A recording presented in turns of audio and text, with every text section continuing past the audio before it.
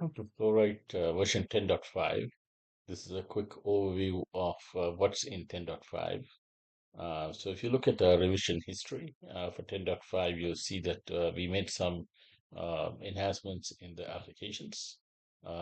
We've also introduced a new AI Copilot, Copilot configuration, and also to be able to predict next step within a process, or you can also describe a process and we will build the whole process for you using machine learning and OpenAI um, connectivity. We have also made some improvements to dashboards. We have the system dashboards widgets can now drill down and show you the data, what it represents on the graphs. We also have function widget helpers that makes it easy to build new widgets and to also graph the data. From the UI perspective, we also added UI collection notifications. We've also fixed the issue with complete tasks using URL.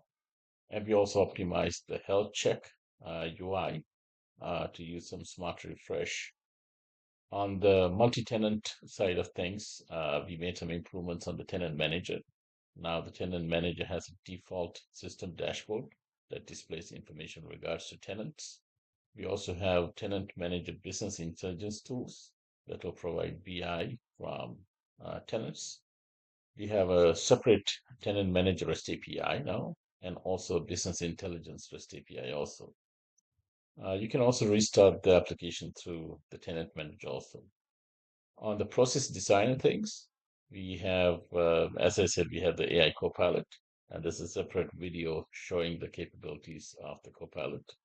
We have also made process steps to have bold text and also the connections to have italics text. That way you see the differentiation between the two. We also have added new functionality to auto configure a choice task, and we have a separate video on that also.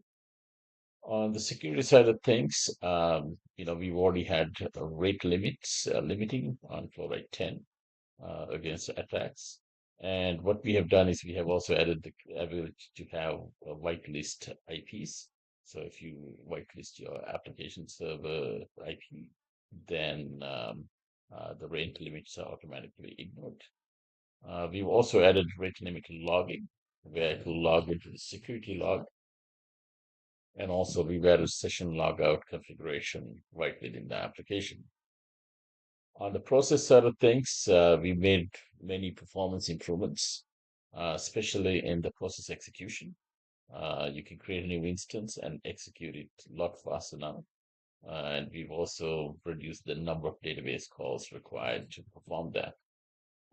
We've also improved performance on getting process definition.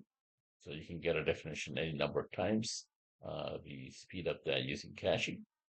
We also have new steps for getting and setting configuration values.